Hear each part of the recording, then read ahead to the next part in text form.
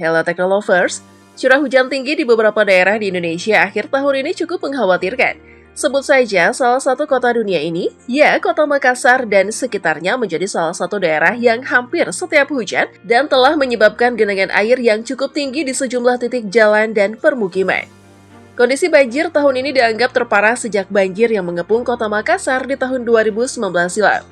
Di bagian pesisir laut terlihat jelas air laut mengalami pasang tinggi dan meluber ke daratan. Ini sesuai dengan peringatan sebelumnya dari Badan Meteorologi, Klimatologi, dan Geofisika atau BMKG Wilayah 4 Makassar. Nah, ngomongin soal banjir nih, ada negara yang pimpinannya sangat tegas dalam memberikan peringatan bahkan sanksi berat, yakni hukuman mati terhadap pejabat-pejabat yang gagal atasi banjir loh. Penasaran siapa itu? Yuk simak ulasan lengkapnya berikut ini. Intelijen Korea Selatan mengatakan bahwa Korea Utara telah mengeksekusi banyak pejabat karena kerusakan banjir yang mengerikan pada bulan Juli, yang menghancurkan ribuan rumah dan menewaskan hingga 1.500 orang. Sebagaimana dilaporkan oleh kantor berita Korea Selatan Yonhap, Badan Intelijen Nasional Korea Selatan memantau dengan cermat tanda-tanda bahwa rezim telah memulai eksekusi. Ini terjadi setelah pemimpin Korea Utara, Kim Jong-un, menyatakan dalam rapat darurat Politbiro partai yang berkuasa bahwa ia akan menghukum dengan tegas mereka yang bertanggung jawab atas kerusakan.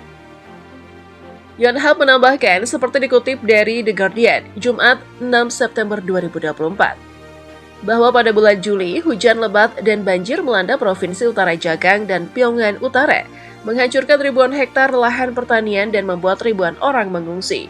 TV Kosun di Korea Selatan juga melaporkan dugaan eksekusi mati tersebut, namun media pemerintah Korea Utara tidak menyebutkannya.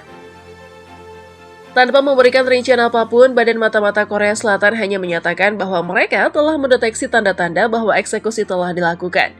Sekitar 20 hingga 30 pemimpin didakwa melakukan korupsi dan melalaikan tanggung jawab mereka. TV Kosun melaporkan bahwa mereka telah dijatuhi hukuman mati, mengutip seorang pejabat Korea Utara yang tidak disebutkan namanya. Media Korea Selatan melaporkan bahwa Kang Pong-hun yang sebelumnya menjabat sebagai sekretaris kepala komite partai yang berkuasa di Provinsi Jagang adalah salah satu pejabat yang mungkin dieksekusi.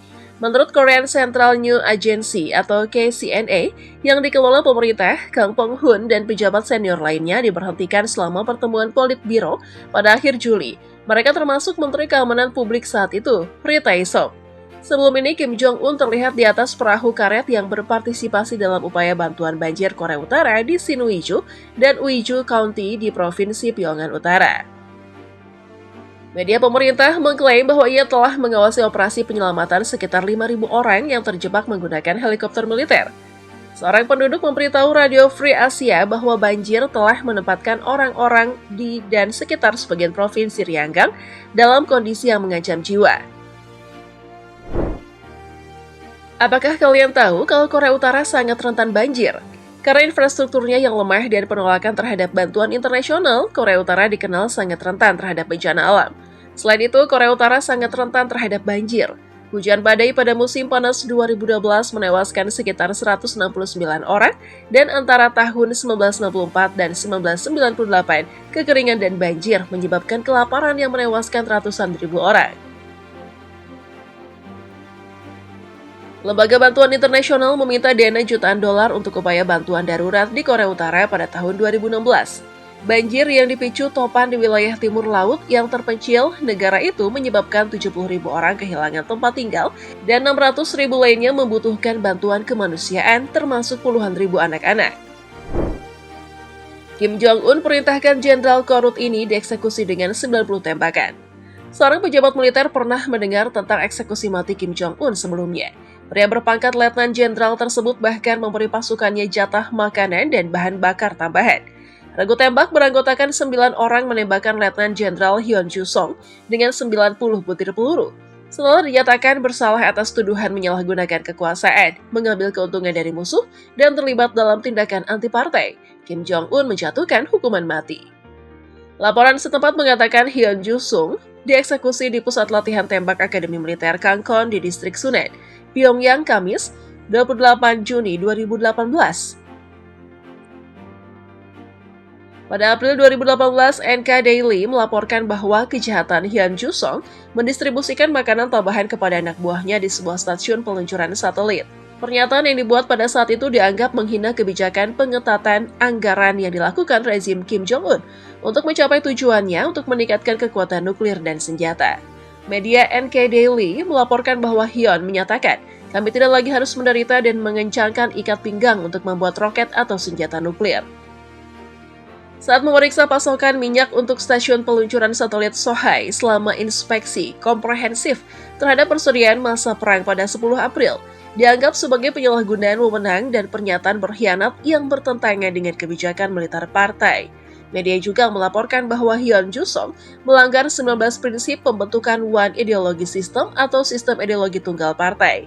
Selain itu, sang jenderal meminta pasukannya untuk mengirimkan 1 ton bahan bakar, 580 kg beras, dan 750 kg jagung ke petugas militer di stasiun peluncuran satelit dan keluarga mereka.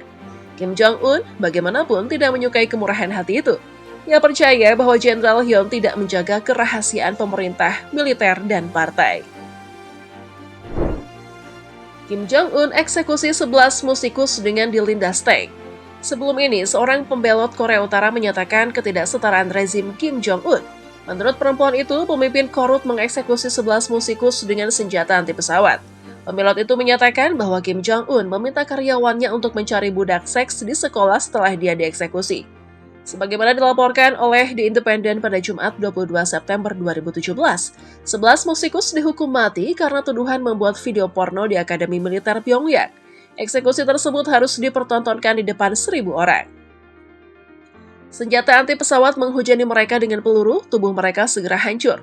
Pembelot berusia 26 tahun Hee Yeon Lee mengatakan darah dan potongan daging berterbangan kemana-mana. Setelah itu, kendaraan tank kemudian menggilas sisa-sisa tubuh hingga penyek. Setelah menyaksikan kekejaman Kim Jong-un, dia memutuskan untuk melarikan diri ke China dan kemudian ke Seoul, Korea Selatan. Setelah ayahnya meninggal dunia tahun 2015, ia memulai misi itu. Dia baru berani mundur karena sang ayah adalah kolonel militer Korea Utara. Perempuan itu merasa unik saat masih hidup bersama keluarganya. Bahkan, sang pembelot sering mengadakan pertemuan langsung dengan Kim Jong-un. "Kim, saya pernah bertemu beberapa kali. Ia adalah sosok yang mengerikan," katanya kepada Daily Mirror. Selain itu, Hyun Lee menyatakan bahwa diktator itu memiliki bunker persembunyian yang dilapisi. Hee mengulangi, sulit bagi tentara barat untuk menemukannya. Klaim pembelot termasuk Hee sulit divalidasi karena sikap Korea Utara yang menutup diri. Kalau ini diterapkan di Indonesia, khususnya di daerah rawan banjir, gimana ya?